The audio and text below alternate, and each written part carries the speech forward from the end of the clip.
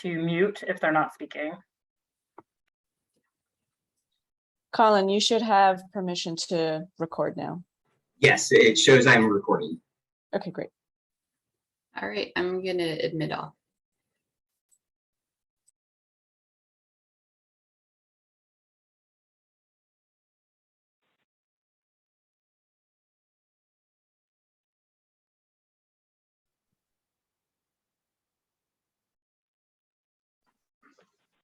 Thanks, Maria. Welcome everyone to today's public meeting. We will get started in just a moment while we wait for people to join.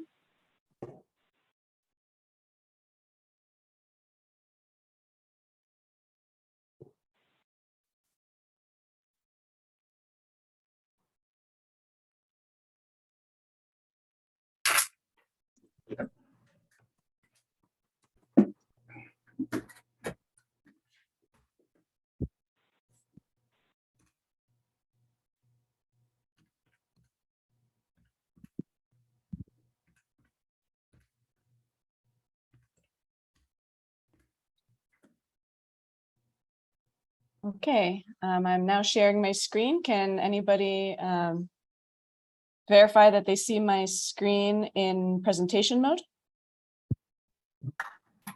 Yes. Okay, great. So for today's meeting, we will be providing Spanish interpretation. The interpretation feature requires downloading the Zoom application to your desktop. All attendees are asked to find and click on the interpretation icon. If you want to use Spanish interpretation, English should be selected to off. And then for Spanish, you select Spanish and then mute original audio. Buenas tardes, bienvenidos a la reunión pública por parte del programa de investigación de CARB. Hoy vamos a tener servicio de interpretación en español.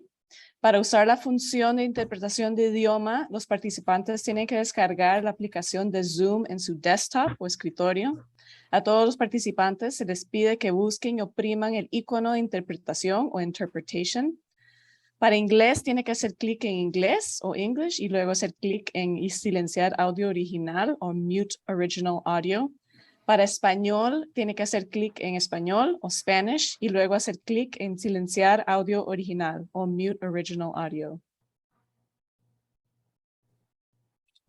Corrientemente tenemos dos interpretadoras en el cuarto de interpretación de español.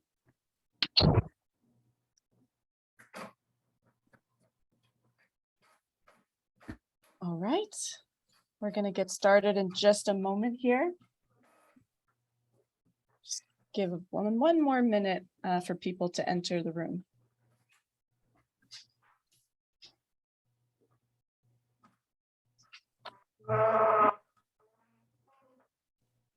I'd like to remind everyone to please keep your audio on mute.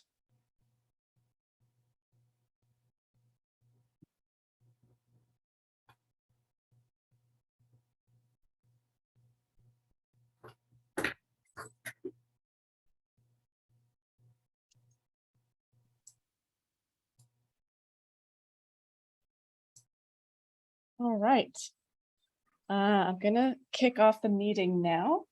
My name is Sonia Collier. I am part of the research program at the California Air Resources Board and will be hosting today's public meeting. Welcome to CARB's public meeting to discuss the tentative research priorities being considered for the fiscal year 2023-2024. To kick us off, the research program chief, Elizabeth Sheely, will provide some opening remarks. Thank you, Sonia. And I just want to welcome everybody to today's meeting. The purpose of the meeting is to get all of your input, to get public input on our research idea that are amongst the most likely to be funded in fiscal year 2023 to 2024. The ideas presented today have been informed by the concepts and comments collected from the public earlier this year. And I want to thank everybody that engaged in that process. Not all of the concepts we talk about today will be funded as we do have a limited budget. And we are looking for your input in this meeting as we further prioritize these ideas. The priorities we present today have also been informed by our triennial research plan, which was developed through a public process and approved by the board in March of 2021. The triennial plan also detailed our commitment to operationalizing racial equity in our research. This meeting is a part of that effort to include more voices in the research planning process and to solicit and incorporate public input before research projects are fully developed. I do want to remind everybody to please remember to mute yourselves. Where'd you guys go? And there's somebody that if we could mute the folks that are unmuted right now, that would be great.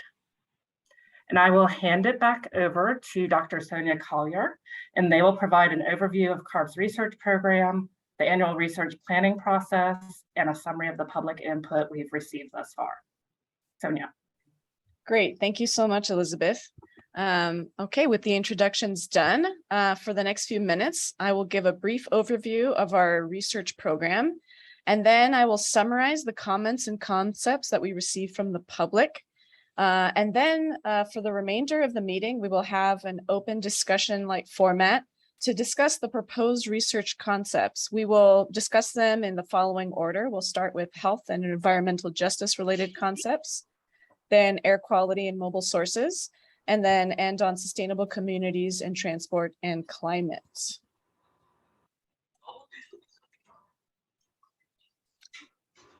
The legislature created the board's research program in 1971 to support CARB's goals by providing the scientific foundation for effective air pollution control.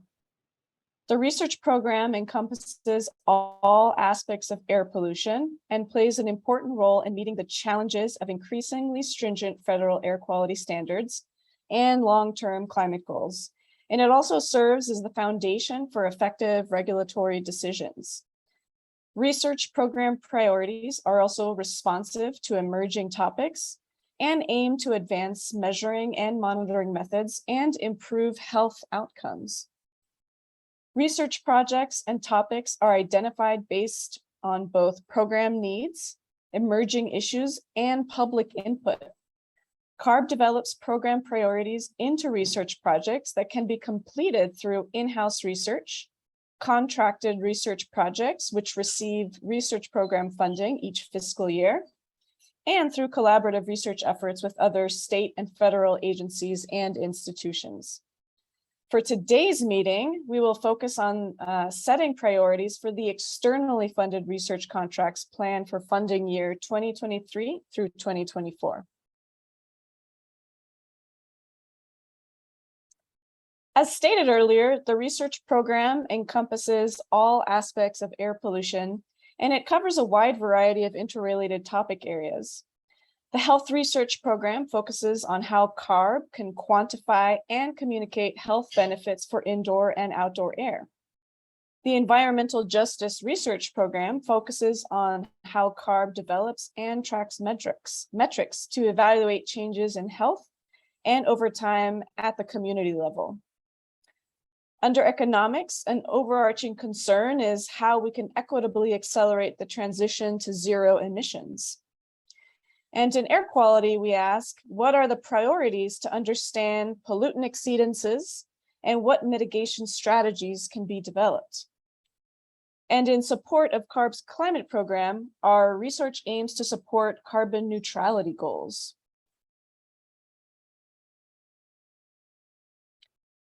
Every 3 years, we compile information on our past and current research projects and future research priorities into one document called the Triennial Strategic Research Plan. This plan is developed with public input. Last year, or 2 years ago, we hosted a public research roundtable to get feedback on our proposed research initiatives. The plan provides a roadmap for our research covering the 3 fiscal years. And it aids us in research planning and is a useful tool and reference. It is also essential in guiding our annual selection of research projects and in delineating CARB's new research priorities. One such priority is in identifying strategies to operationalize racial equity in CARB research. We have started implementing changes to the research program, including greater transparency in our project selection process, as well as including community-based projects and more projects that include community engagement earlier in the project, and incorporating environmental justice projects and priorities. We are implementing scoring criteria that encourages multidisciplinary teams and new partnerships. I'm going to go over some of the details of our annual research planning process. This process begins each year by identifying research project concepts through a public concept and comment solicitation survey. We also get input from CARB staff, board members, and internal stakeholders. In response to public input, we will be increasing community engagement at this stage. A final list of proposed projects is presented to the board for approval, and we provide updates to the board on specific projects at their request and create subject matter summaries or presentations. After project approval, we release a solicitation for proposals from the Universities of California and California State Universities. In order to increase the transparency of our solicitation award process and foster the development of multidisciplinary research teams, we hold solicitation meetings and leverage online forums such as Empower Innovation. Proposals are reviewed and winning proposals selected and finalized. Once proposals are finalized, a subset of proposals are reviewed by a research screening committee, which is composed of various subject matter experts independent of CARB, and they review the proposals and provide comments. Proposals are then developed into executed contracts. When appropriate, we establish project advisory committees to provide oversight and direction. The CARB executive officer provides final approval, and these projects become active research projects. During this phase, online progress updates and outreach are performed. For most projects, when finalized, are reviewed by the research screening committee. Final results of all projects are disseminated to the public through seminars and online documents.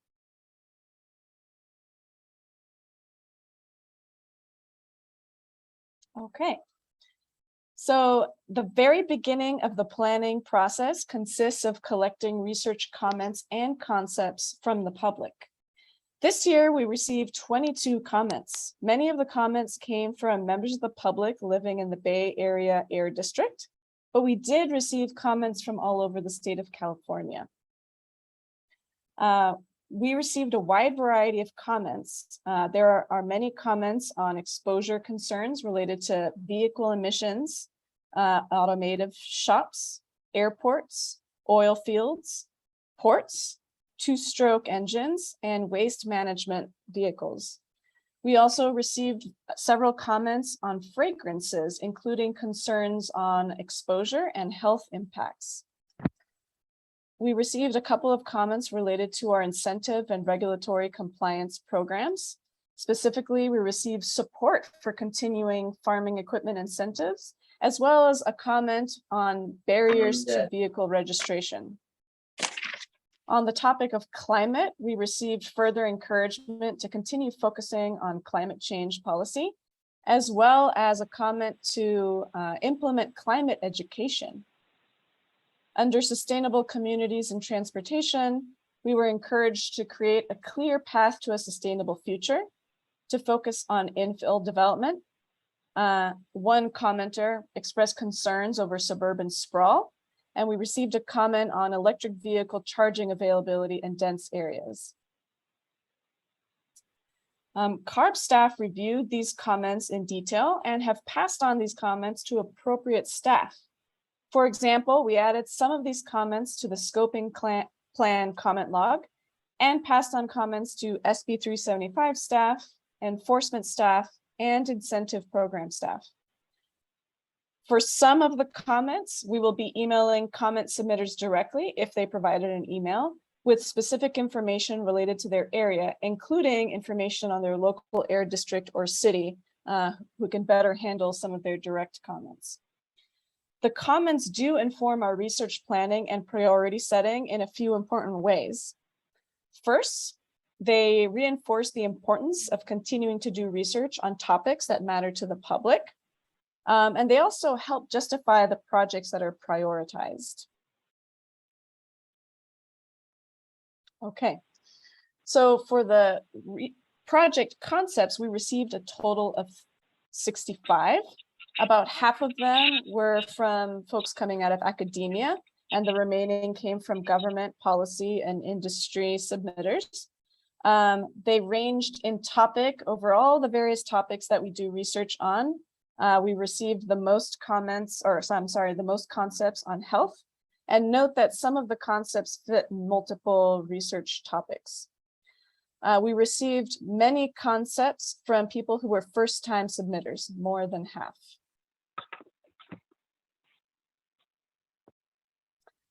For the concepts, we also received, as I mentioned, a wide variety of concepts fitting many different topics. Under environment, health, and environmental justice, we received concepts to address exposure to wildfires, diesel particulate matter, agrochemicals, and emissions from refineries.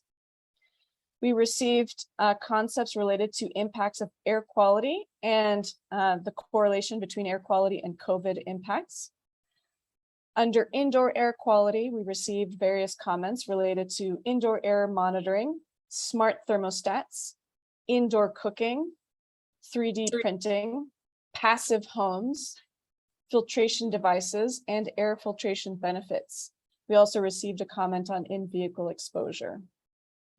Under health and climate, we received a concept on the intersection of health, equity, and climate, as well as climate hazards and benefits of natural and working lands management. Under environmental justice tools, we received a concept on how to better incorporate community emission reduction program goals into the state implementation plans, as well as a concept on air pollution mapping.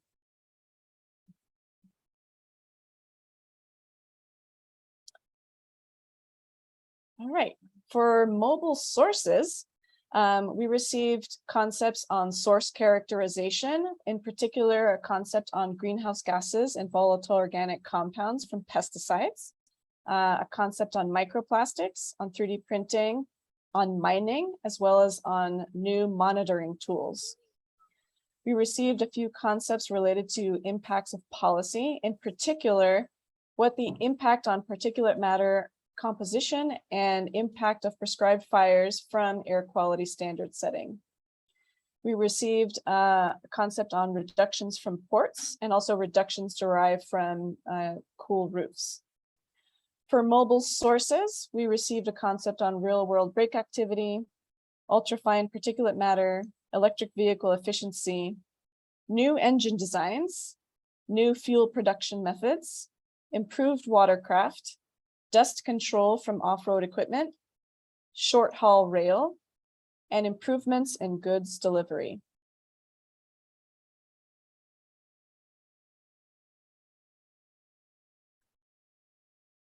Okay, the final overall category is sustainable communities and transportation and climate. So under monitoring, we received concepts on greenhouse gas monitoring from estuaries. We received concepts on mobile monitoring of methane, of abandoned oil and gas wells, and from refinery releases. For climate impacts and mitigation methods, we received a concept on dust storms, on electric production, on waste management, and cool roofs. Under industrial strategies, we received concepts on on-site hydrogen production, future fuel production, CO2 enrichment, and best dairy practices. And then finally, for sustainable communities and transportation, we received concepts on equitable distribution of electric vehicle chargers, electric vehicle efficiency, cool roofs, benefits of zero emission vehicle adoption, housing, the new normal, mobility, greenhouse gas inventories, alternative fuels in communities, and smart cities and planning.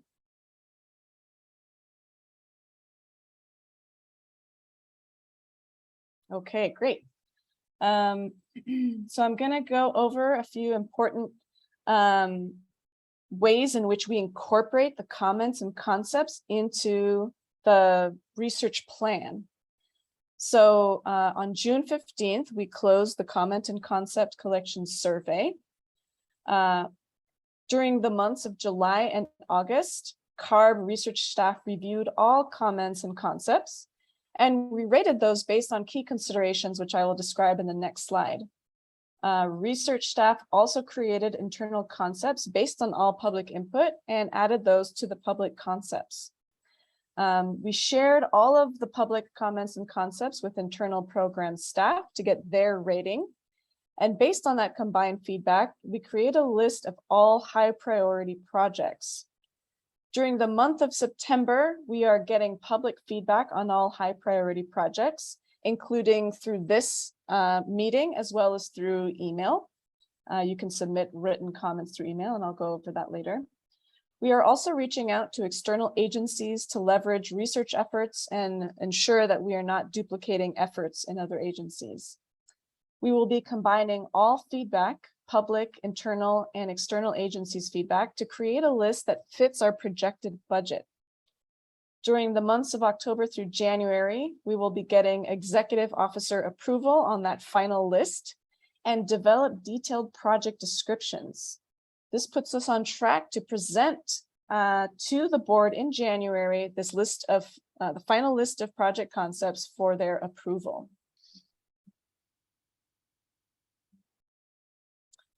Okay, so for key considerations on how we rate concepts, the concepts and comments described are critical for beginning our research planning process. CARB staff also submit research concepts as part of this process, and all concepts, whether generated from the public or internally, are assessed by internal stakeholders using these key considerations. And these include the ones listed on this slide. So for program relevance, we ask whether results can easily integrate into program work and whether it is policy relevant. We also determine whether projects fit our definition of research. The project should be novel and should push the science and be hypothesis driven. It should address a research gap, and it should avoid duplication of current projects and be multidisciplinary. We ask whether the project addresses long-term anticipated challenges and whether it's appropriate for the timeline.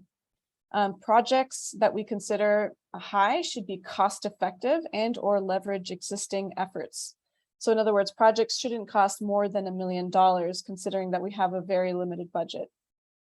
Project concepts should also be technically viable. As we assess projects, we also consider whether the project needs a community engagement component or a strong equity lens applied. Okay, so some important dates here. On September 30th, all written comments are due to us. You can submit those to our research email. On January, at the end of January 2023, we will take the final project ideas for approval to the board. And in February, we will release a solicitation for pre-proposals and hold a pre-proposal workshop for fiscal year 2023-2024 research. And you can sign up for our listserv to stay up to date on all of the specific dates when all of these events will occur. Okay, so next we are going to start our discussion. Just as a reminder, the following prioritized projects are still tentative. Your input at this stage is critical because the total cost for all the projects being considered today adds up to a little over $9 million. But in reality, we have a budget or an estimated budget of only $4 million. So we have to decide which projects should be funded next year. So that's why your input today is really critical. I'd like to give an opportunity to all the branch chiefs to introduce themselves. The branch chiefs will be walking you through all of the high priority concepts that are currently under consideration. So I'm going to call on Bonnie Holmes-Jen first to introduce herself. Hello, I'm Bonnie Holmes-Jen. and I'm the branch chief for the Health and Exposure Assessment branch. I'm very happy to be here today. And my branch includes 3 different sections with different focuses. We're focused on air quality and health analysis, particularly with regard to the benefits of clean air rules and programs. Climate and health analysis is another focus, including evaluation of impacts to vulnerable communities and populations, and also library services. And I have another section focused on building emissions and exposures. So we cover a very broad array of health topics. And for all these sections, in addition to having a focus on how we analyze the health impacts, we have a focus on trying to better understand and broaden our understanding of the different types of health impact from air pollution and toxic, both in the indoor and the outdoor environment. We cover topics from diesel to wildfires and many in between. And we're very focused on the mission of the agency and our division to improve equity and better understand the impacts to vulnerable populations, including children, highly impacted communities, and subgroups, including racial ethnic subgroups that have been highly impacted. So thank you for the chance to introduce myself and look forward to discussing our project. Thank you, Bonnie. I'm going to next hand it over to Michael Fitzgibbon. Thanks, Sonia. Good afternoon, everybody. Thanks for joining us. Mike Fitzgibbon, I'm one of the branch chiefs in the research division, and I have 3 sections. One of them deals with atmospheric processes and chemistry, and it's been kind of our gold standard for field studies over the past 30 to 40 years. I have 2 other sections that deal with fluorinated gases. We have a big pot of incentive money this year. We also do regulation development and rule implementation. And in addition, I work with the dairy industry on pollution from dairies and ag soils as well as another topic. And then I have a couple experts on climate science and PM issues in my group as well. So looking forward to the discussion. And thank you, Sonia. Thank you, Mike. And next I'll call on Jorn Herner to introduce himself. Yeah, good afternoon, everyone. Thank you for spending this early part of the evening with us. Really look forward to your feedback on where we're at with the research planning. So I'm the 3rd branch chief in the research division.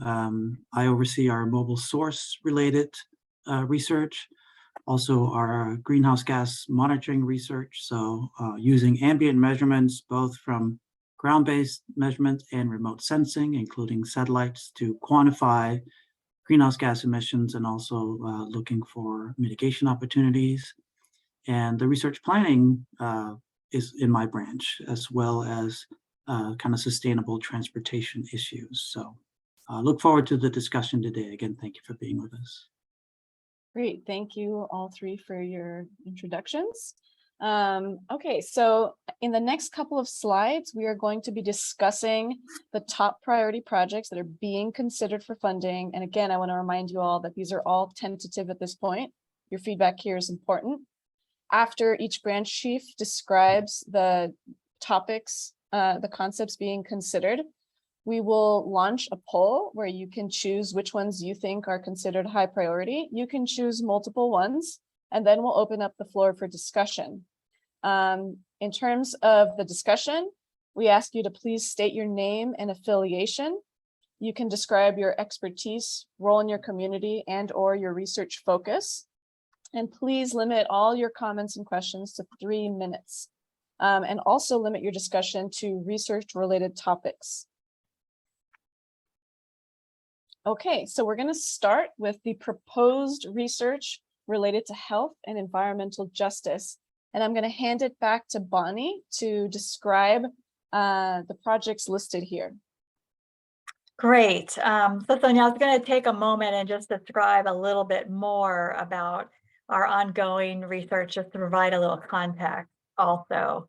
And we have a broad range of research going on within our branch, and we're very proud of the work we're doing, and it relates to and supports these ideas that are coming forward here.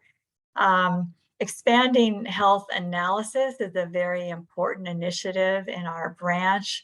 It's an initiative that's laid out in our triennial research plan, and also stems from a board resolution. And that is focused on developing our capacity to more comprehensively analyze health benefits by doing research on a broader range of health outcomes and how we can better quantify them, or better qualitatively discuss the impacts, so that we can include more helpful information in the health analyses that go into, for example, the regulatory documents and other program documents that we produce.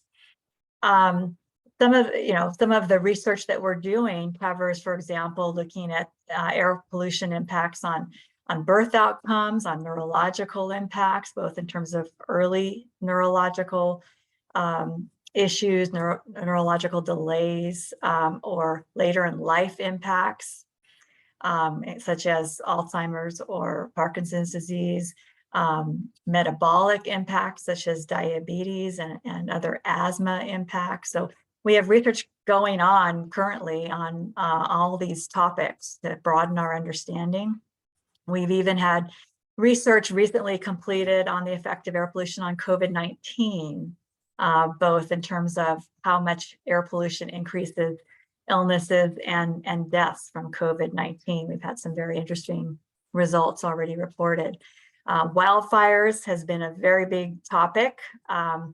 We have research underway to better understand the health impacts of smoke waves and look at not just short or long-term exposures more traditionally looked at, but look at these, exposures that we get from maybe a day or a week of pollution that's lingering in a community, and trying to understand how we better quantify those impacts, both for traditional respiratory and cardiovascular impacts, but also like for mental health and other outcomes.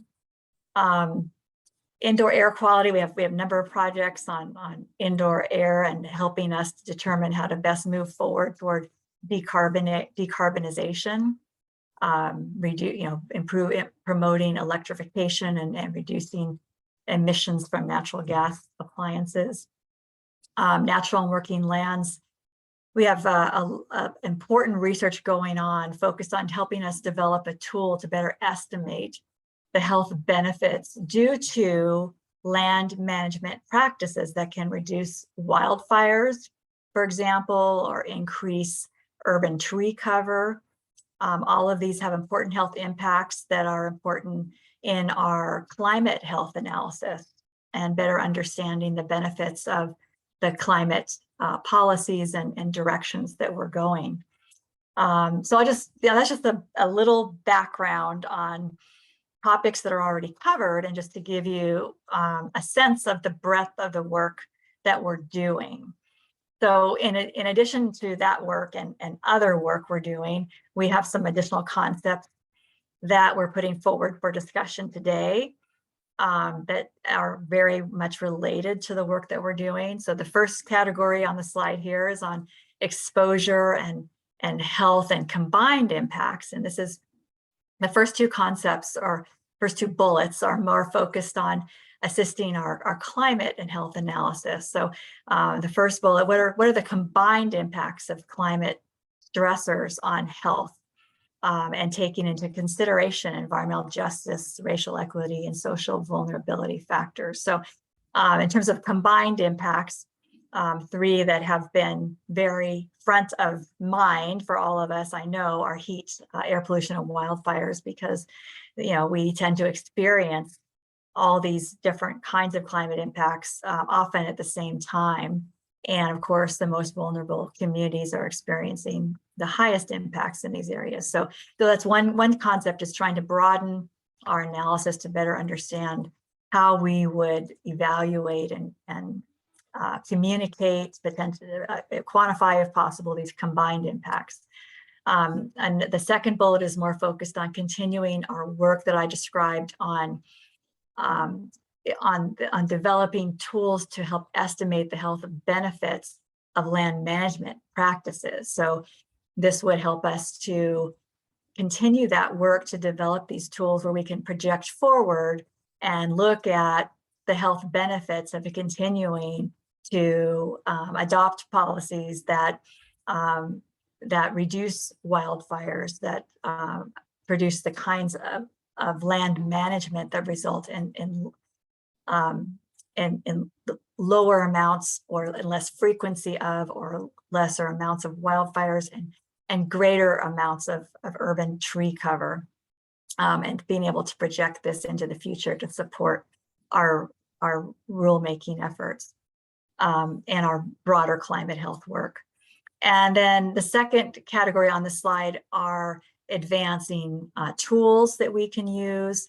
For example, we're very interested in how we can better estimate and quantify cancer health impacts from air pollution. We have tools to estimate and quantify the particulate matter related health effects, for example, but we'd like to be able to move beyond we can identify cancer risk, but we'd like more tools to help us to be able to quantify cancer health effects, looking at the medical costs and other health impacts that come from exposures to toxic air pollutants that cause cancer. And this would include diesel particulate matter. Another bullet under the tools category is focused on how can we use tools that are readily available for everybody to use in their homes to filter the air and reduce pollutants in our homes or other environments. We have a lot of information about PM air filtration devices, but we're interested in developing more information about the effectiveness of other types of air filtration devices that can reduce gases in homes. And for example, we have communities in the Salton Sea area that are dealing with hydrogen sulfide in the air. So that's just an example, what kinds of air filtration devices could effectively reduce hydrogen sulfide. We can move it to the next slide. And we have, in addition to some of the research concepts, we have some white papers we're putting out for your comments. And I don't know if I can't remember through all the slides how clearly we describe the difference between the research concepts and the white papers, but as you can see, these papers would be less funding, and it's more developing the ideas for future research or working on lower cost projects in the white paper. So we have a couple of suggestions here, and one of them has to do with low cost air quality monitors or sensors, and how we can better advise people on how to use these indoor air quality sensors to better understand the air quality impacts happening indoors, and to learn more about how to protect themselves and how to reduce indoor air pollution indoors. For example, reducing pollution from indoor cooking is one example. And a second concept here is a webinar series. And this idea is a little different from some of the other ideas, but in that it's bringing together researchers and community members, for example, to talk about a specific air pollution issue of concern, learn about health effects, actions that can be taken to reduce those health effects, and incentives that are available. We piloted a webinar series in the Salton Sea this last year that was very well received, that provided a lot of really helpful information from researchers focused on that area and answered a lot of questions and provided resources. So we're interested in piloting another webinar series that would focus on another topic of interest to communities and helping to improve our education and outreach efforts in that way. So I will leave it at there, and you can run your poll, and then we can start the discussion or move on as you see fit, Sonia. Great. Thank you so much, Bonnie. So before we launch the poll, it might be a good idea to field any clarification questions on one of these 4 projects. So just a clarification question, if anyone has one, now is a good opportunity before we launch the poll for these 4 specific ones. Are there any clarification questions on these?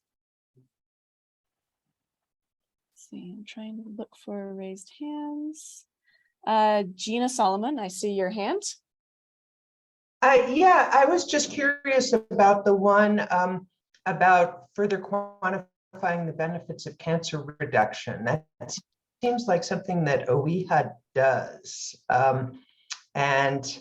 I just was curious what the role would be for a project in this area, because it seems like there's a lot of work that's already been done on that topic, and I couldn't see the rationale is for making it a priority. Sure, thanks, Gina. Yeah, we have a lot of information on the cancer impacts, health impacts of toxic pollutants. We have a lot of tools to estimate the cancer risk, and those are all really important tools, and we work very closely with OEHA and are, of course, getting input from our colleagues there. What we're really focused on, I know this looks like a very broad bullet, but what we're really focused on is how we can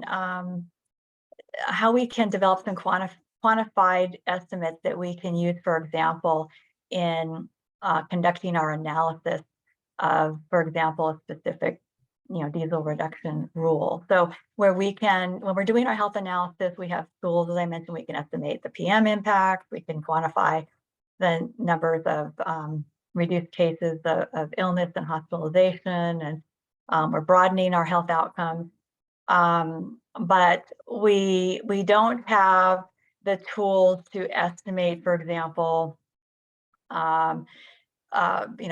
what might be, what are the health impacts beyond the PM induced impact. We have a lot of tools focused on, particle pollution, and we have a number of health endpoints that are focused upon particle pollution. But as we know, there's a lot of toxic air contaminants, or even particulates that have that carry toxic contaminants, and those contaminants cause cancers. And it's helpful for us to have some estimations what might be the numbers of cancer cases, the costs of those cancers, that we could plug in to some of our health analysis to provide either some specific ideas or a range of costs that would provide more clarity around not just the air quality or criteria air pollutant impacts, but also some of those toxic air pollution impacts. So I hope that provides a little bit more clarity. We certainly would build on and utilize all the work that's going on at OEHA and the RELs that are currently developed. And but it's a matter of kind of taking some of that information and being able to put it in a form that we can use in some of our ongoing health analysis for our rules. Great, thank you. I see a question from Claire Broom. Hi, can you hear me okay? I can. Okay, well, maybe we'll leave and see if I can be on camera. So I'm Claire Broom. I am an adjunct professor of public health, and I am working with 350 Bay Area in commenting on the scoping plan. I would really appreciate some expanded explanation of what you mean by tools to better estimate the health impact of practices for decreasing wildfires or increasing urban greening. Are those two separate things? Are you assuming the practices described at a very high level in the scoping plan draft. What can you just sketch out a little more what that research, what those, presumably they're two different projects. Yes. So maybe you can sketch out a little more what you're thinking about. Thank you for that question. I appreciate it. And yes, they are separate things, although in a current research effort, we have the same team working on these two different types of climate impacts, and we would see how that would evolve going forward. But yes, they are two separate things. I mean, one topic is specifically focused on land management practices that reduce wildfires, and of course, prescribed burning is one of those. Thinning is another one. I'm sure there's a list of other practices, but there's a combination of practices that that change the vegetation, the levels of vegetation, the types of vegetation, that result in changes in wildfire outcomes. So what we want to do is, yes, we want to be able to better estimate scenarios like those that may be included in our climate change scoping plan, to better understand and better project the health benefits from changing the land management practices that result in reducing wildfires, and that then further reduces because we're reducing the wildfire PM, we're reducing the PM caused respiratory illnesses, heart illnesses. We're reducing all of the other health outcomes that are related to exposure to the PM from wildfire smoke. So we're trying to go from the land management scenarios and those practices to the reduction of wildfires, to then the reduction in health impacts and better estimating, so that we can do that kind of scenario analysis for our climate strategies. And then in terms of the urban greening, it's similar in that we're looking at how do we can quantify the benefits of increased tree cover. For example, we know that increasing tree cover has a wide range of health benefits, and some of that are reducing physical or improving physical health, and some of that's improving mental health.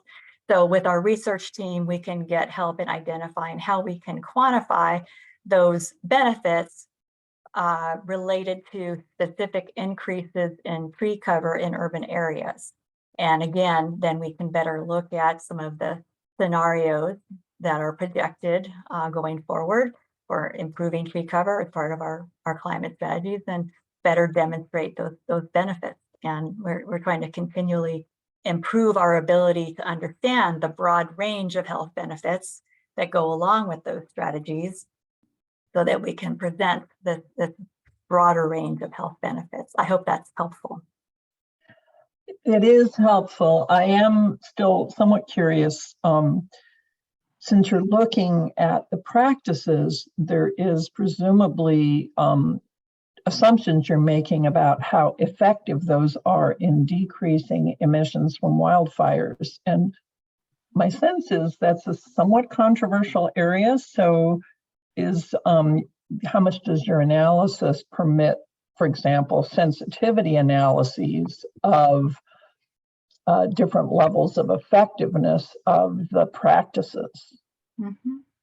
Hi, Claire. I just wanted to jump in and make one comment before Bonnie responds, which is I do understand some of your comments are coming from looking at the analysis within the scoping plan. What we're really focused on here is getting input on the research concepts that we want to put forward for prioritization.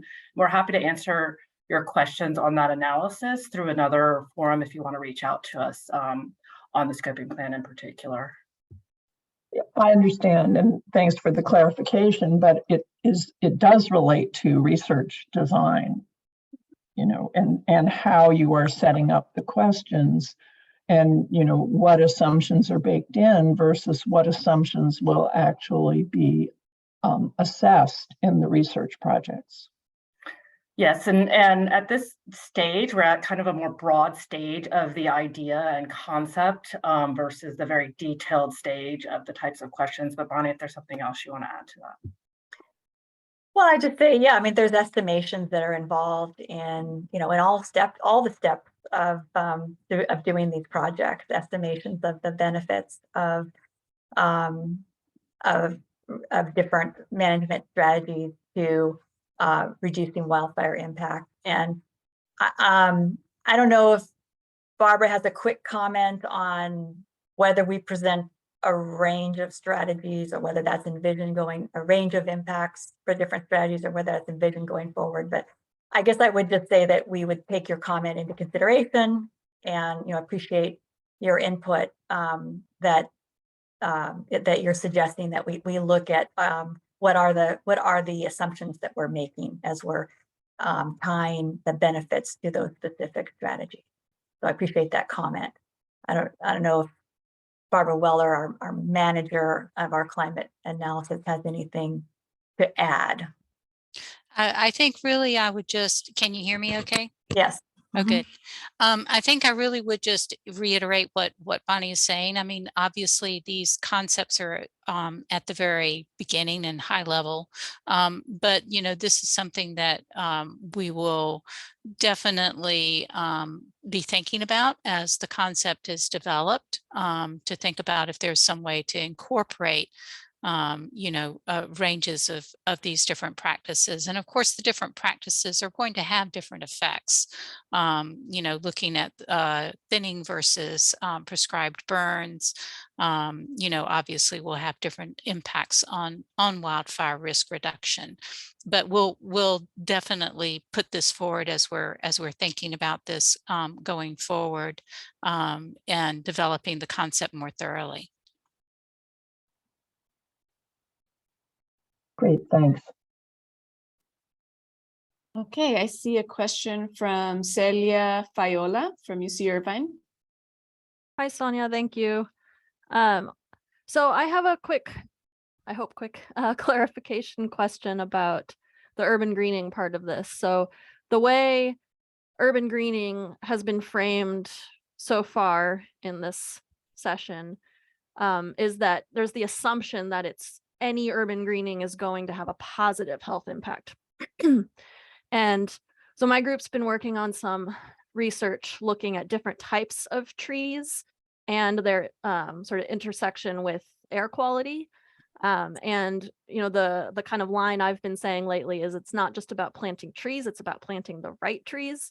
And I think it's a very multifaceted problem because you have to, from my perspective, you have to consider both the biogenic emissions. So in LA County, for example, there's more and more evidence that a lot of our ozone production might actually be starting to be driven by biogenic VOC sources rather than anthropogenic VOC sources. And my group has a paper showing that depending which kind of plant you put in the ground, if you use sweet gum, which LA has been planting a ton of, versus a pine, you can have orders of magnitude difference in your ozone formation potential.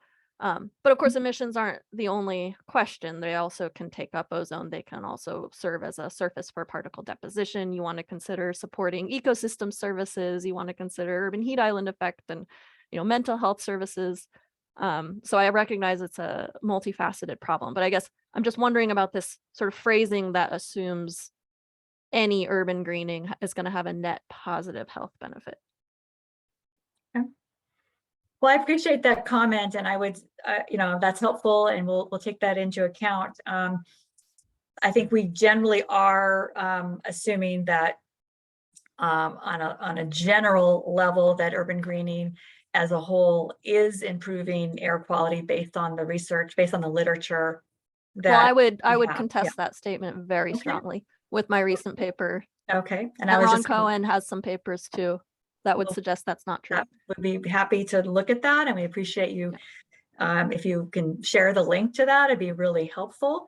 I was just trying to make the point that we do have a lot of research evidence that we're using, and we certainly take a look at your evidence also, but we do have a lot of research that we are using that ties increased green space and increased urban tree cover and green space to a range of health benefits, as you mentioned, reducing urban heat island effect, and of course, increasing physical activity and reducing premature mortality through improved air quality and improving mental health. And so those are the kinds of research that we're looking at. But thank you very much. Right. But previous research has often ignored the emission side. That's the problem. So if you're planting a bunch of sweet gum that emits buckets and buckets of isoprene, you're going to skyrocket your ozone. Okay. Well, thank you for if that. you have any NOx around.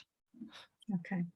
Hey, Bonnie, I know Toshi has actually been in contact with Cecilia before, and so we'll definitely work with your group on the biogenic emission aspect of this. So yeah, Toshi did meet with, and we were aware of, Caltrans is planting a lot of trees, and you have to be really careful about the trees if you're going to plant them at that magnitude. And some really do emit a lot of, isoprene we got to look out for. So thank you for pointing that out.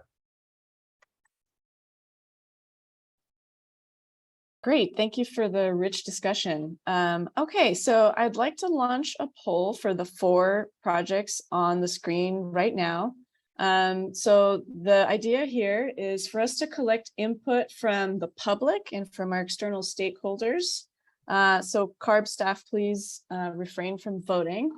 You may choose as many or as few of these concepts as you think should be high priority, but the question on the floor right now is which of these projects are high priority to you. So I'm going to launch the poll right now. You should see the 4 options. Again, you can pick 0 or you can pick anywhere from 1 to 4 of these concepts as high priority concepts. And this will really help us, again, help us determine which concepts we should put forward for funding.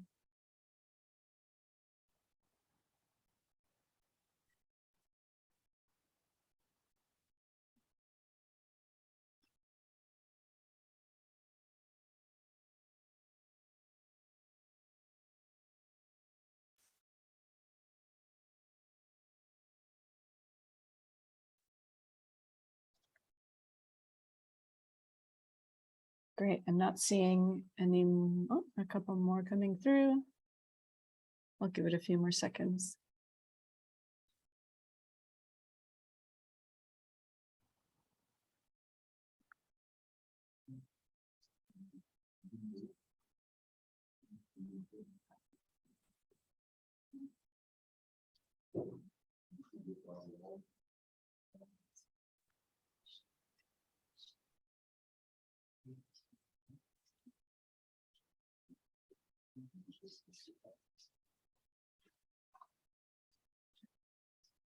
All right, I'm not seeing any more polling occurring. Thank you so much. The first 2, I'm going to end the poll now. And I can share the results. So you should be able to see the results on your screen. The first 2 projects got over half of the room support. So thank you so much for that feedback. It's really helpful. Okay, I'm going to stop sharing and move on to the next slide so that we can also take a poll on these 2 projects. Are there any quick clarifying questions on either of these white paper projects? We should keep this one a little quicker because we have 2 more sets of projects to look at. And yeah, and for those of you utilizing the chat, thank you for doing that. There are CARB staff monitoring that to respond to your questions in that part of the forum as well. Okay, I don't see any questions, so I'm going to launch the poll for this one as well. So we have the 2 concepts, the guidance on indoor low-cost air quality monitors to maximize health protection, and then the pilot webinar series to communicate to the public the health effects from air pollution and what incentives are available. So I'll wait till about 40% of the room responds as before.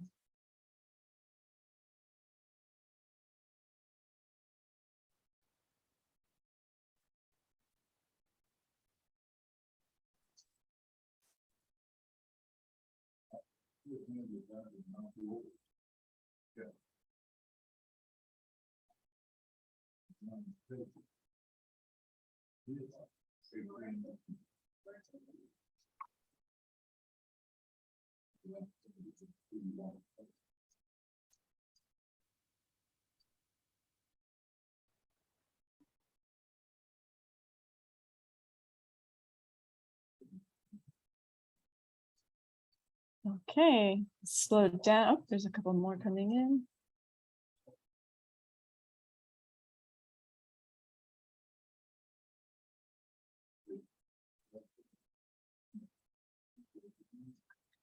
Great, thank you so much. I'm gonna end the poll now. And I'm gonna share the results. There was clear support for the first one from the room, and still some good support for the second one as well. Thank you, that's very, very helpful. Okay, I'm gonna stop sharing those results and we're gonna move on to the next topic. So now we will be talking about the proposed research for air quality and mobile sources. So I'm going to turn it over to Mike Fitzgibbon and his staff to talk about the different projects under his branch. Great, thank you, Sonia. Nice job, Bonnie. So I'm going to cover the top four. So just a little recap of the research that's been going on in my branch. We've done field studies over the years. We did the CalNext study in 2010, which resulted in hundreds of papers being published. We also recently did a recap study. We also have in-house research capabilities with mobile platforms, and we've recently published on some dairy emission work that we did in-house. We've also had a long-standing commitment to N2O emissions from fertilizer application. And then we've also been looking at the climate impacts of black and brown carbon over the years as well. So the first project that I'm going to discuss is as you can read the title there, it's as regulations are implemented, which air pollution sources will dominate impacts on air quality in the San Joaquin Valley. And as we all know, the San Joaquin Valley suffers from the worst particulate matter pollution in California. And meeting the standards is a big challenge, the San Joaquin Valley's primary challenge. And so this project will provide in-depth process-based understanding of the atmospheric processes of PM 2.5 using advanced instrumentation. We have some instruments at a Fresno super site. We're also considering doing some instrumentation in Bakersfield as well. And so the measurements are going to give us a rich data set of simultaneously measured speciated gases and aerosols, and it will help us figure out the sources and mechanisms of PM 2.5 formation, which can be used to improve the performance of our air quality models that support our SIPs. And it'll also help us try and tease out the impacts of some PM 2.5 control programs that are happening in the valley. We're hoping to maybe see if we can tease out ag burning efficiency, and then also the farmer incentive program. They put a lot of money into the off-road engines there, cleaning them up. So we'd like to see if we can see what's happening there. So again, this was 2 submittals that have been from the public that were combined into one. The next one is, what are the potential air quality benefits of prescribed burns? I know we had some, lively discussion under Bonnie's group with the health. And so recent studies have shown that the increase in wildfires that we've been seeing are erasing some of our air pollution gains. and they actually cause a big spike in the unhealthy pollutants. And so prescribed burning is often used to reduce the spread and intensity of these large fires. And so what this project's going to do is conduct a comprehensive measurement of gas and particle phase compounds at the urban wildland interface, where we need more frequent and precise measurements. And they're directly going to address the air quality impacts of these burns and improve the understanding of the differences in the wildfire emissions, and to more clearly identify the benefits of prescribed burns that are, intended to reduce these catastrophic wildfires. So again, that's for 600,000. The Imperial Valley one, yeah, I don't know if Monty has much on that one. The impact, I don't really have much on that one there. I might just open the floor to somebody who has more info on that one. Maybe Sonia's going to save me. Yeah, I can jump in on that third bullet.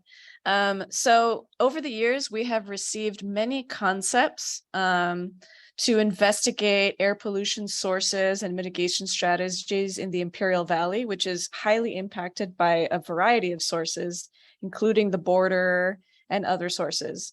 And so we are currently funding a community engagement project to work with the community to set future research priorities. And the timing would work out that final research roadmap would be available by next year, about midway through the year.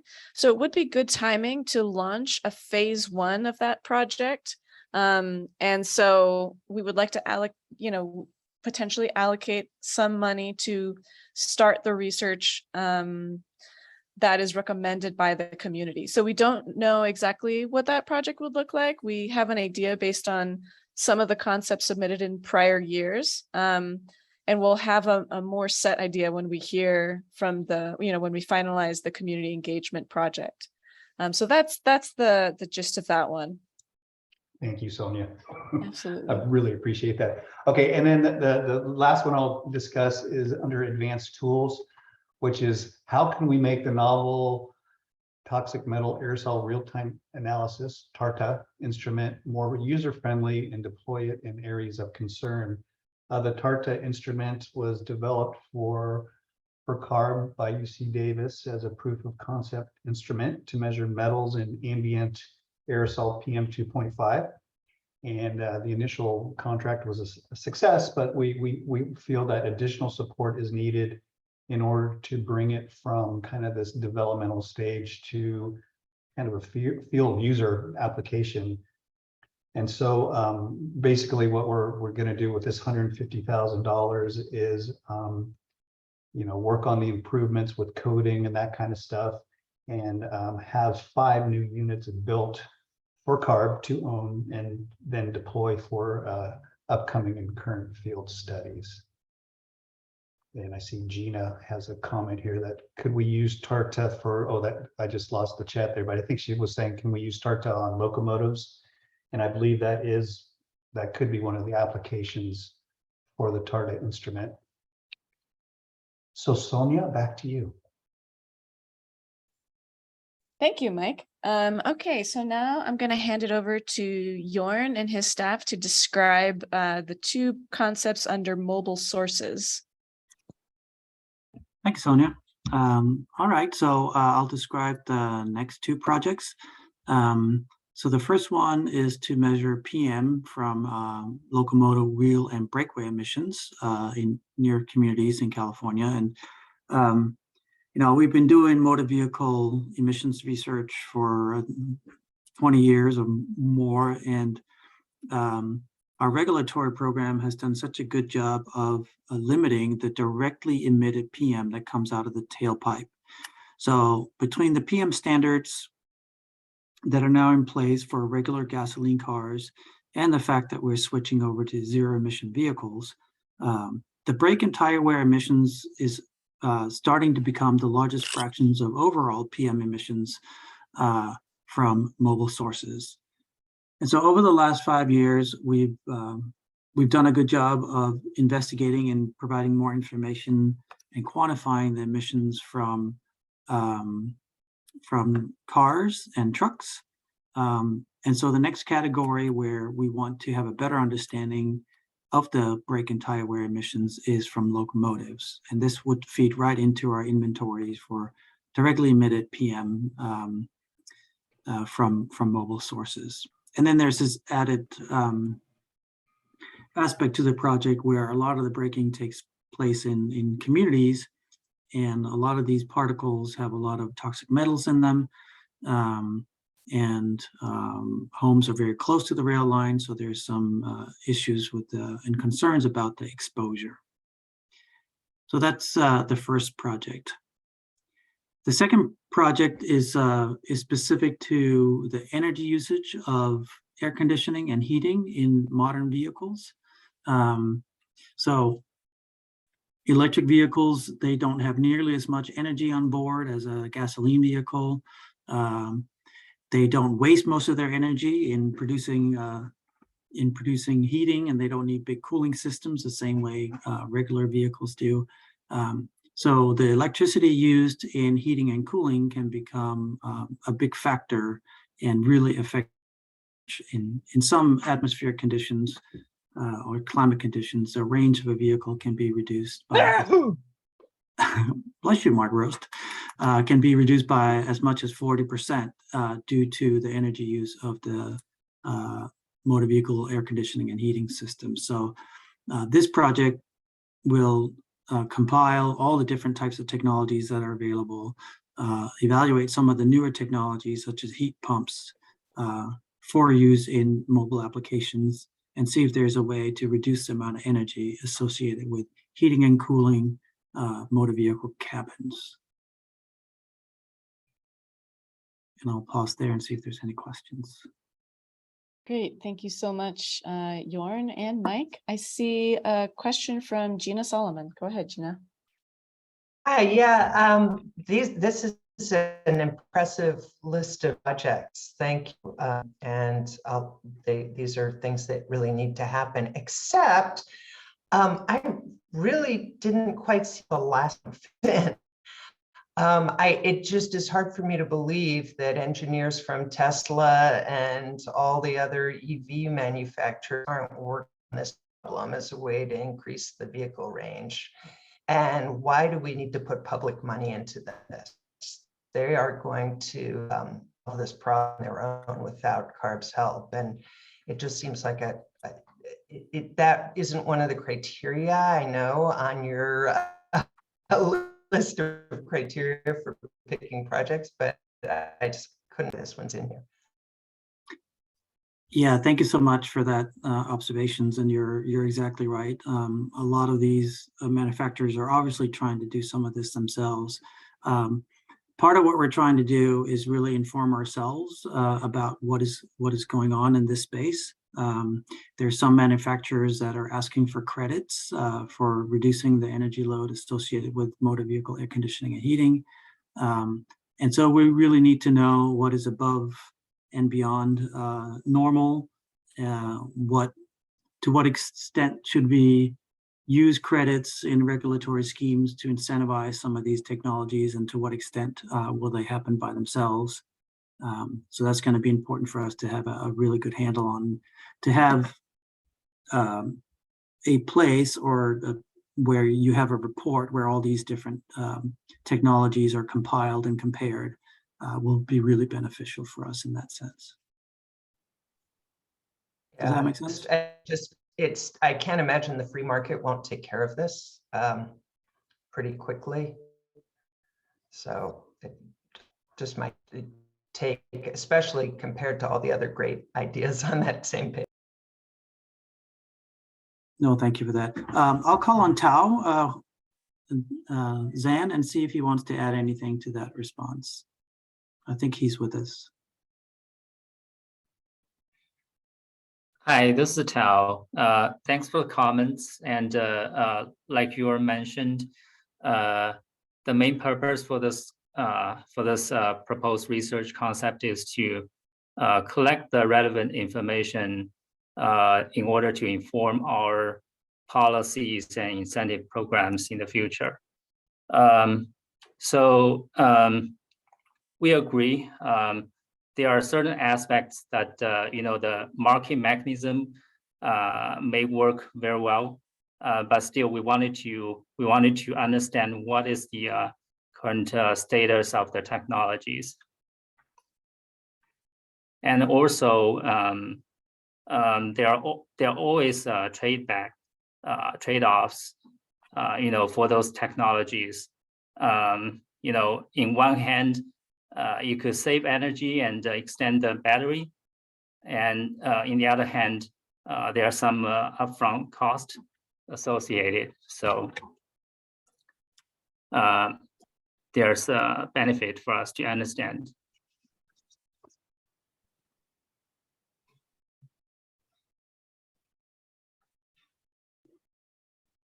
Great. Are there any other clarifying questions on the concepts that are presented on the slide right now?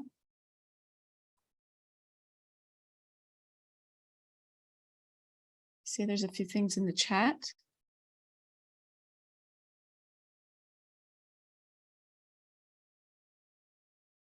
Right, and so there was a comment from Joel on whether the CEC research budget could be a more appropriate place to accommodate this kind of research.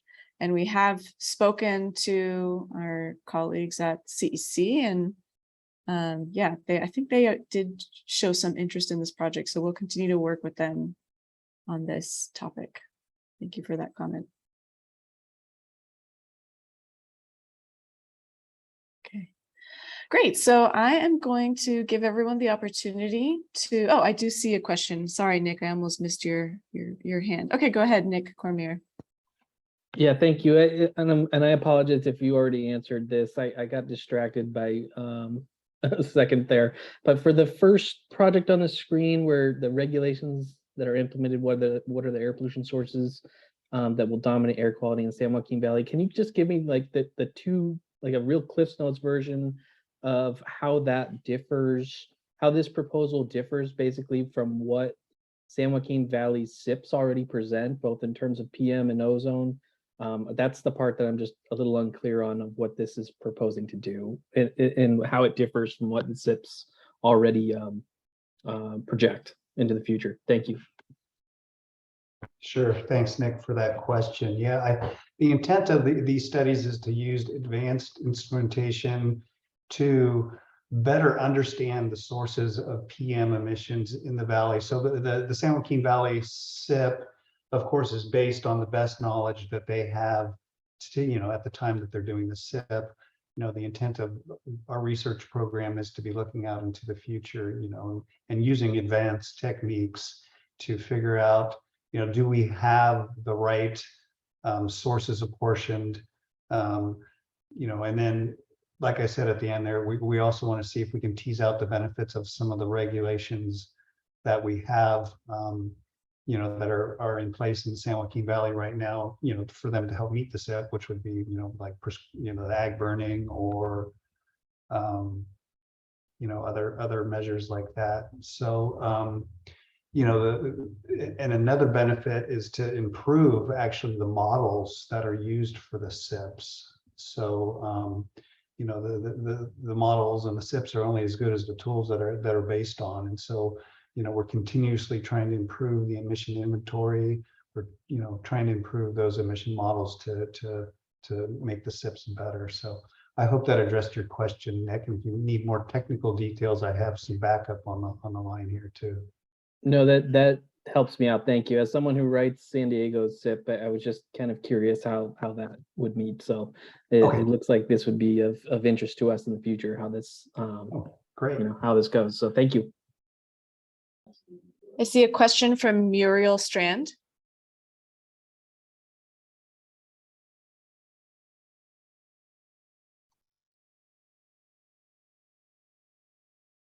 Muriel, you can go ahead and unmute yourself and ask your question. I thought I did. I'm a retired air resources engineer. And so just following up on Nick's question, I assume that you're not just talking about particulate, but the complete inventory there in San Joaquin? I'm Muriel. Of course, I remember working with you back in the day. Yeah, we're both a little grayer. So you mean, I'm trying to make sure I understand your question. You're talking about the whole inventory of all pollutants there, the VOC? Right. When you were describing that first one, you mentioned particulate, but not the others. I just wanted to clarify that.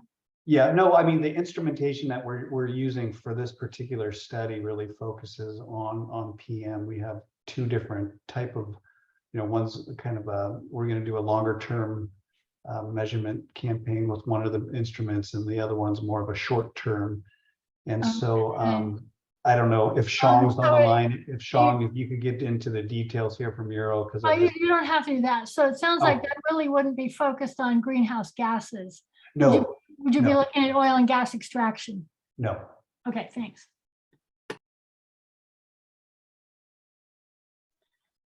Are there any other questions about the concepts being considered here?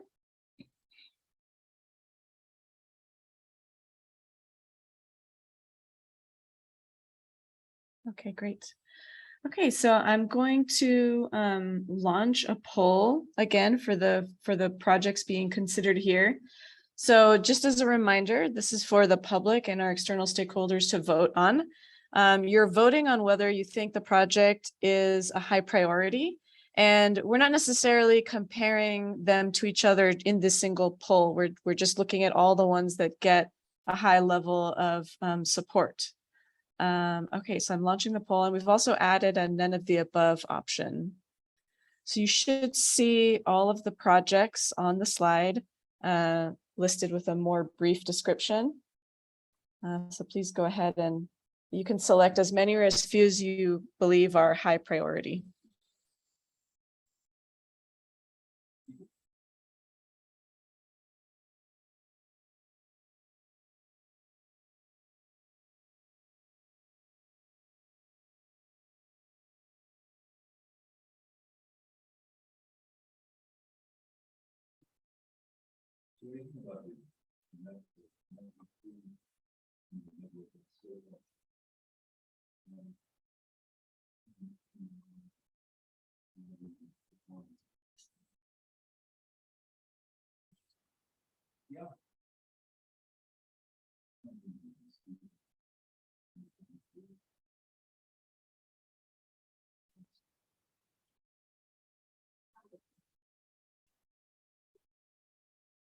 Great, thank you all for participating in that poll.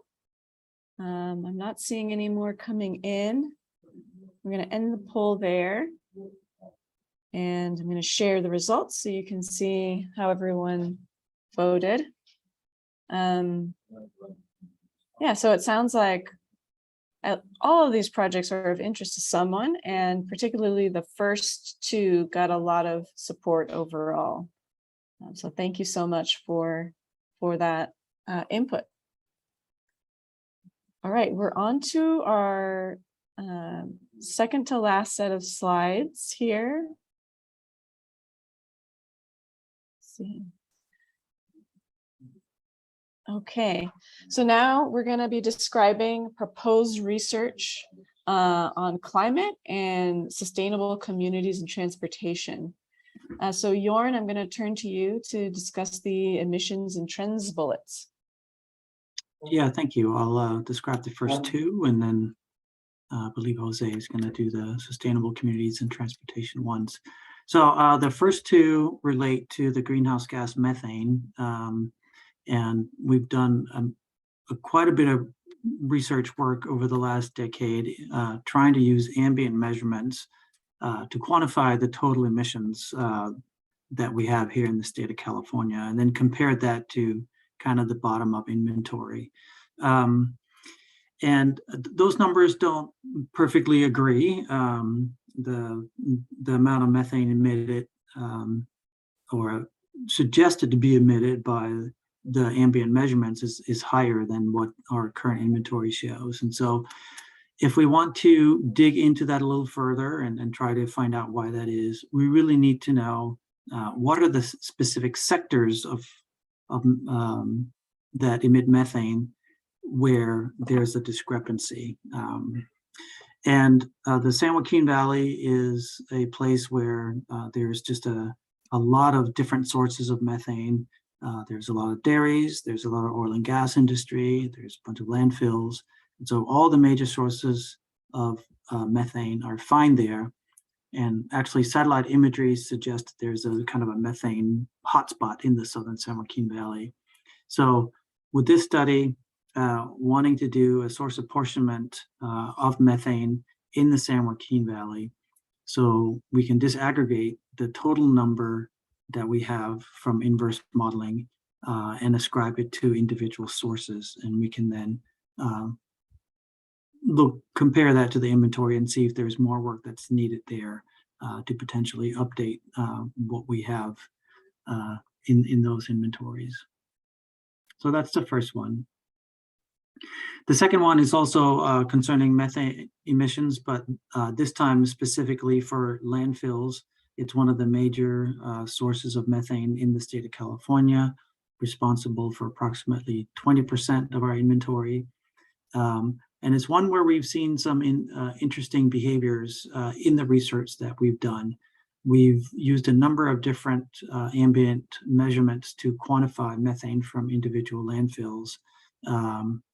And that includes a hyperspectral imager that can be put on a plane that can look down upon the landfill and see if there's a large individual plume of methane in a place on the landfill where you didn't think there would be one.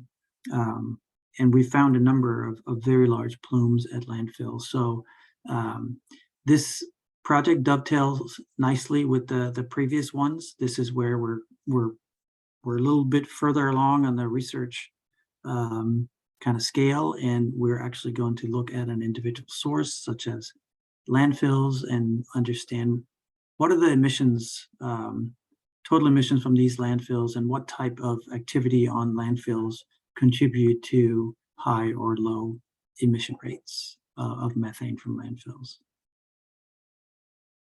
So those are the first two.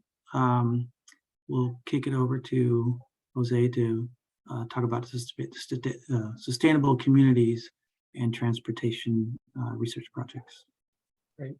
Thank you, Jorn. So now I'll be sharing the last three research concepts under the sustainable communities and transportation topics. So starting off with the first project concept that I will be looking at answering the central question about how can California's residential growth pattern advance climate housing and equity goals. So California is currently experiencing several housing shortage that not only worsens homelessness and burdens residents with high costs, but also is increasing driving distances and outdoor-related emissions. So promoting growth in healthy and climate-friendly areas is an important strategy for helping achieve some of the state goals. So the key objective of this project concept would be to evaluate both policy and financial barriers that are slowing development in regional priority development areas, and identify state policies and investment strategies that can help address these barriers. So that's the first concept. Moving on to the second project concept, that will be answering the question, how can transportation pricing policies support BMT reductions of vehicles miles traveled? And currently, many metropolitan planning organizations are relying on pricing policies to meet both their sustainable community strategies targets and revenue needs. CARB supports pricing and the scoping plan and the SB 150 report, but definitely more information is needed to help understand how pricing can be implemented more equitably. So the main objective for this project concept would be to model how different pricing strategies impact transportation, equity, and revenue outcomes. The model outcomes will help in the evaluation of how each pricing strategy performs both in isolation and in unity with other pricing strategies. And the last project concept will answer this central question about are land use and transportation trends equitable? And in the 2022 SB 150 report, acknowledged past land use and transportation injustices that continue to have impacts today. So while the SB 150 report included some new metrics to examine impacts on low income and disadvantaged communities, additional metrics should be added. Therefore, this third project concept would assess the equity benefits of strategies aimed at reducing vehicles miles travel, and the work would also identify metrics to track the equity impacts of land use, housing, and transportation, and having additional data on the link between vehicles miles travel reduction and equity, particularly the equity benefits of vehicles miles travel reduction, as well as the best metrics and data sets will allow CARB staff to better track the equity impacts of land use and transportation strategies. So this is these three sets, project concepts, and I'll pass it back to Jorn or Sonia. Great, thank you so much, Jorn and Jose. I see a couple of hands among the participants. There's also several questions and comments in the chat. So if CARB staff could take a look at those and provide some responses, that'd be very helpful. So Muriel, your hand is up.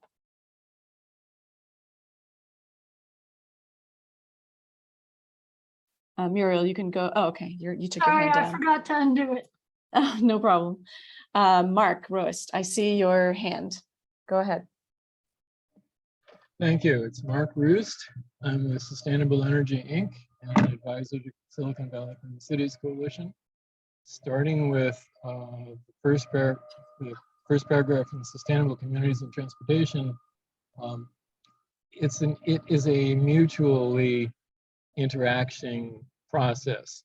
So residential growth patterns can be changed to provide clusters of housing with open land available to those people, or to, like what I designed in the 70s, was a 80-foot geodesic dome for 60 people to live in, with 4 acres of open land around them that they could garden in. So state address barriers to residential growth.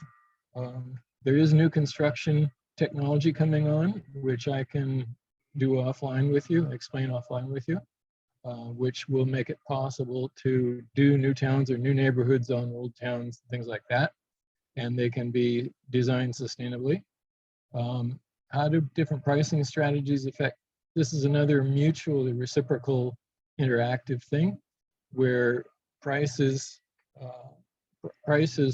affect the current prices, or pricing strategies can affect transportation choices and equity and revenue outcome by pushing things one way or another. But the best way to approach that is to deliberately introduce and subsidize active transportation and electric vehicle transportation, even more than you're doing now. And there are some specific technologies for that as well, including ways of building a stack of ultralight guideways for bidirectional group rapid transit, and then fast and slow bicycle lanes, and above that, pedestrian and miscellaneous mobility devices, and above that, a solar canopy at 42% efficiency, which is powering the group rapid transit. And that becomes, if it's done nicely, that becomes extremely attractive to people. So it becomes a strong attractor, which reduces traffic and the other impacts. Land and transportation trends equitable. They're mixed. I mean, they have been deliberately unequitable. Going back to when I was a kid, and we had that mayor of San Jose that decided to do sprawl. But equity benefits of EMT reduction can be very high, but especially if there is actually a plan for a network of both active mobility and transit, flexible transit gets people wherever, in a very close network. So it's all within walking distance. And that can be done, if that is done with one set of technologies, which I can go into later, then that becomes a mass-produced product with low impacts. It avoids most utility disruption because it's elevated, and fairly good clear spans between towers. There's a whole lot of detail behind that, but all of that ought to be put on the table, put into the planning process, and measured. And yeah, I could probably work with you for you guys for a few hours getting the details out on all that. Thank you, Mark. Gina, I see your hand. Yeah, sorry, I keep having sort of similar comments on a lot of these. My question here is with regard to the landfill study, that does seem like it's within Cal Recycle's purview. Just wondering if I would hope they would at least match that funding, if not fund this study. And then especially the first bullet under sustainable communities seems like it's straight up within the SGC's purview more than CARB's. And especially, I thought the second part of that's sort of weird. How can the state address barriers to residential growth in priority development areas? I think sort of residential growth is something that's not really within CARB's purview.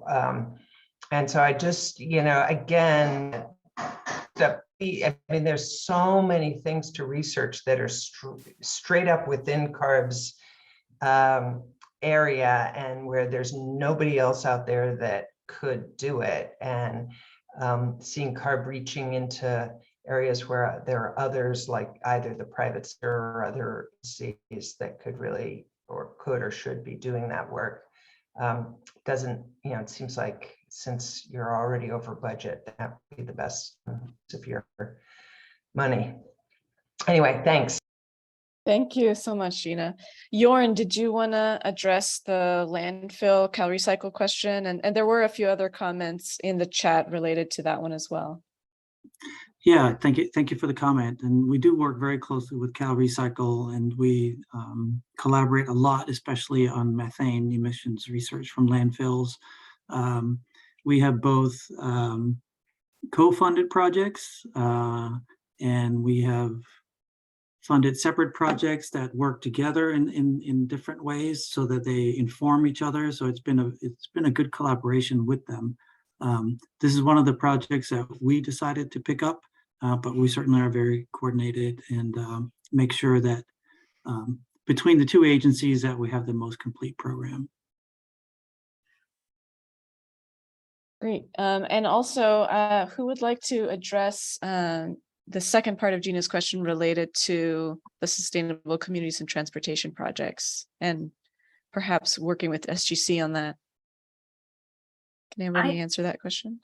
Well, I can just add that we do meet with, and I think you've heard this through a couple of the questions, we do meet with all the other agencies, and we will meet and talk with SGC on this project as well. Great, thanks. Muriel Strand, I see your hand. Yeah, just following up on Gina's comment.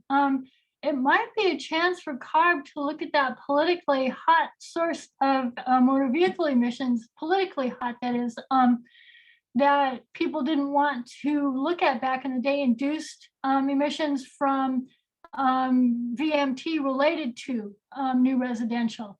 But really what I wanted to bring up was kind of tangential, I confess, but in terms of pricing, in my comments to the scoping plan, I have been suggesting using triple pricing.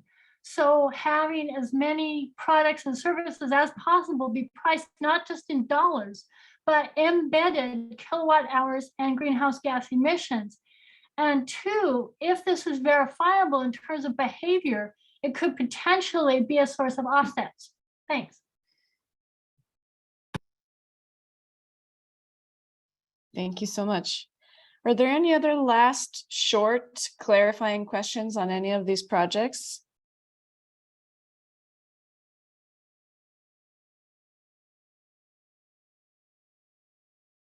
If not, I will launch the poll for this one. So again, just as a reminder, this is for the public and our external stakeholders.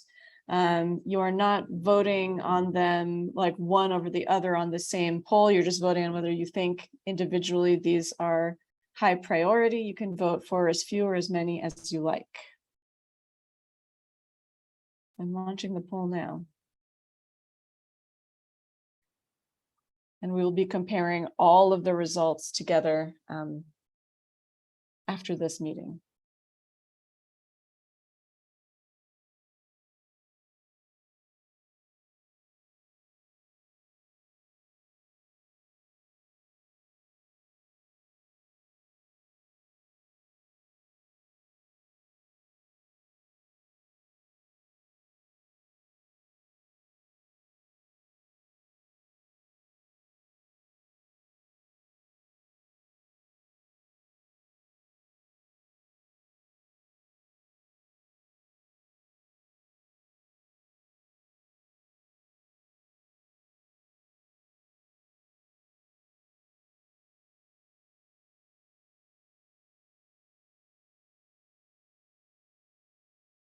Okay, I know we are over time. I'll just give a few more seconds for folks to participate in this poll. And I'd like to get to the last slide before we close the meeting.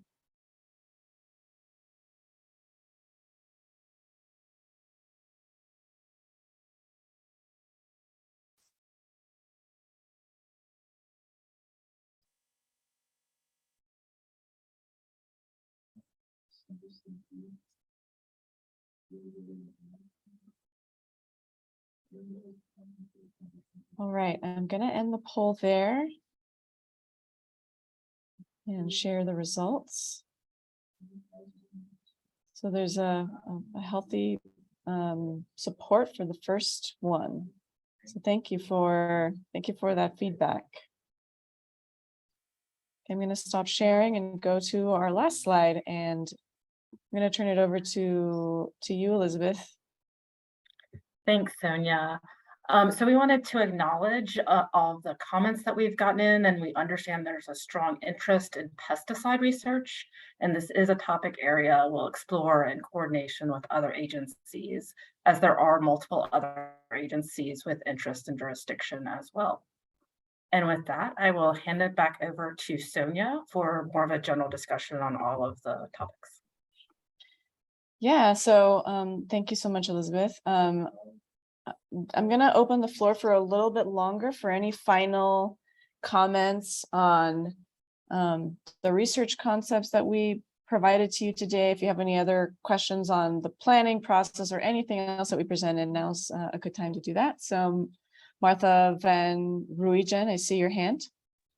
Hi, I'm the executive director from the Inland Empire Broadband Consortium.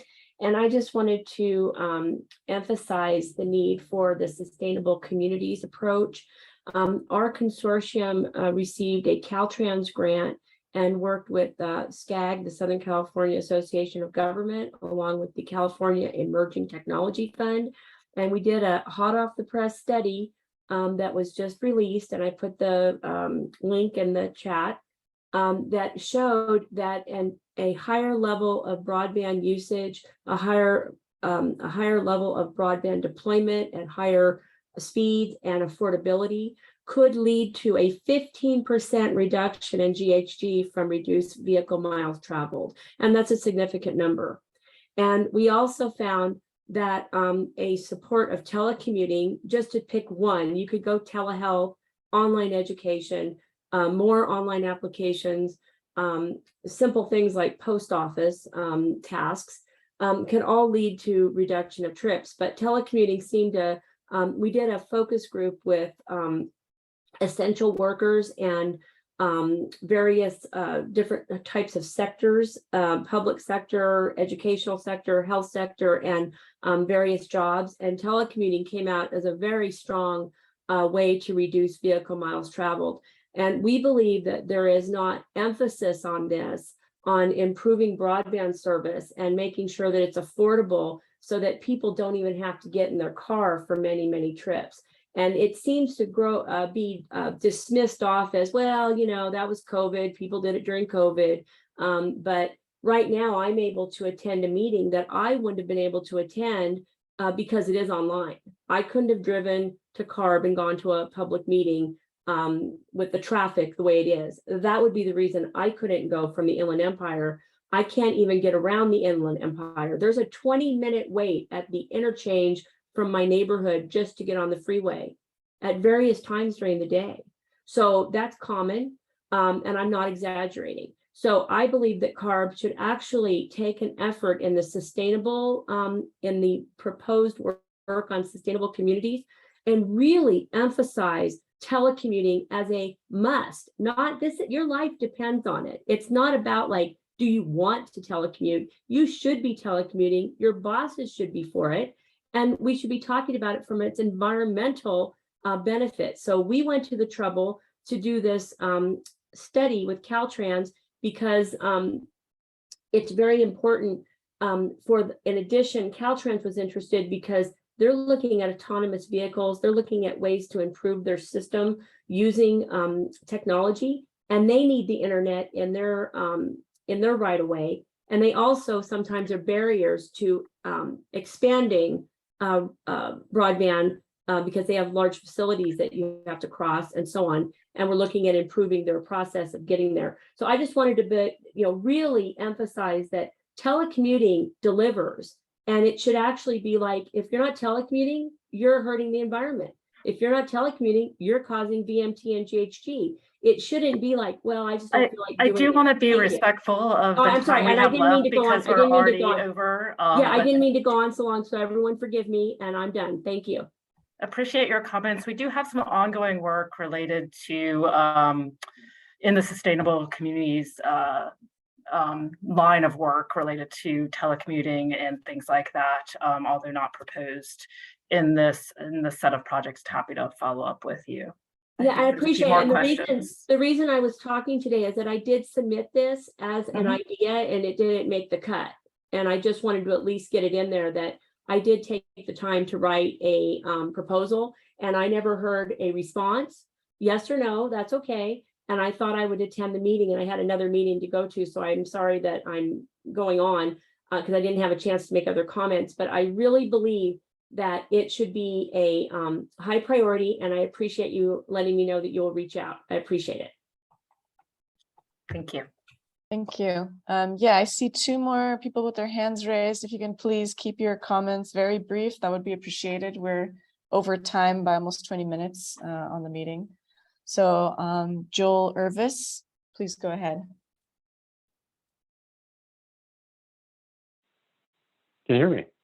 Yes, I can hear you, Joel. Great. Thanks so much for the opportunity to provide feedback. My name is Joel Irvis. I'm the Associate Director at RAMP, Regional Asthma Management and Prevention. Our mission is to reduce the burden of asthma with a focus on health equity. And I too want to put in a plug for a research idea that did not make the tentative list of priorities. RAMP and Dr. Gina Solomon with the Public Health Institute, she was on earlier, we submitted a proposal to assess air cleaners and wildfire smoke. And specifically, we think it'd be extremely helpful to gauge the air cleaners' effectiveness in relation to asthma and other health conditions. I looked earlier on the state's fire map as the mosquito, Fairview, and mountain fires rage from the far north to the south of our state. It's just ever more clear that the rising incidence of wildfires in California means an increasing number of vulnerable communities exposed to wildfire smoke. And I think especially as more public resources are marshaled to address smoke mitigation, it's critical for us to understand whether and how household air cleaners play a role in reducing wildfire smoke exposure and preventing asthma exacerbations and other negative health outcomes, especially for medically vulnerable low-income Californians. There's a lot of great on-the-ground efforts that could be leveraged right now. And so it'd be great, we have asthma home visiting programs, for example, that are providing cleaners to low-income clients with poorly controlled asthma. It'd be great to assess how the clients use and maintain the air cleaners and measure whether they are improving indoor air quality and helping with asthma outcomes, especially during wildfire smoke events. So thank you again for the opportunity to provide feedback today. I really appreciate it. Thank you so much, Joel. Bonnie, do you have any follow-up on Joel's comments? Thank you, Bonnie. Okay, got it. Sorry. Thank you, Joel, for the comment. I really appreciate it. We do have some ongoing research that we'd like to discuss maybe with you because it's a fairly large project in Southern California that's evaluating, run by UC Irvine, that's evaluating the effectiveness of air cleaning technologies in school classrooms and the effectiveness both in terms of reducing particle pollution and reducing health effects, including health effects for children with asthma. So it'd be great to talk to you both and kind of compare notes on these different ideas, or your idea versus what we're already doing, because we are doing a lot already to better understand health benefits, with a fairly large investment of funding in this area. So that I would just want to make that connection for you. So you know how to reach me, right? Thank you, Joel and Bonnie. So Mark Roost, you're the last commenter. Please keep your comment brief. Thank you. Go ahead. Okay, so I just covered some of it in the written comments. Let's see. This looks like the old list. But, okay, combined impacts of climate change stressors on health. Yeah, it is the right one. Is it? Yeah. Okay. Actually, the stuff that I said earlier overlaps this pretty heavily. And if you want to get in, I can get into more detail offline with you guys. I really should be having meetings with you. Okay. Yeah, feel free to reach out to us through our research email line. I'm going to bring us back to this slide to again remind everyone that written comments on these slides are due September 30th. The slides are available on the CARB research planning website. There's a research comment portal, and at the bottom of the portal page there, you can find the slides for this year already there. And yeah, we do need your comments before the end of September so that we can to help us determine which projects to move forward with. And all of your research today is really helpful and will help us determine what that list looks like. And again, we will take final project ideas to the board in January and move the research planning process along. So Elizabeth, would you like to make any closing remarks before we end the meeting? Sure. Thank you, Sonia. I just want to thank everybody. I thought this was a really interesting and great discussion. We got a lot of feedback that we will take back as we move forward to finalize our projects for the next fiscal year. So really appreciate your time and all of the thought that you put into the comments. Thank you. So we're Thank you so much. Yeah, thank you so much, Elizabeth. And I just provided the link for the research comment portal, which has the slides from today in PDF format. And again, it has some of the dates that we just mentioned. So thank you everyone for your participation, and we're gonna end the meeting here. Have a great evening. Thanks, everyone.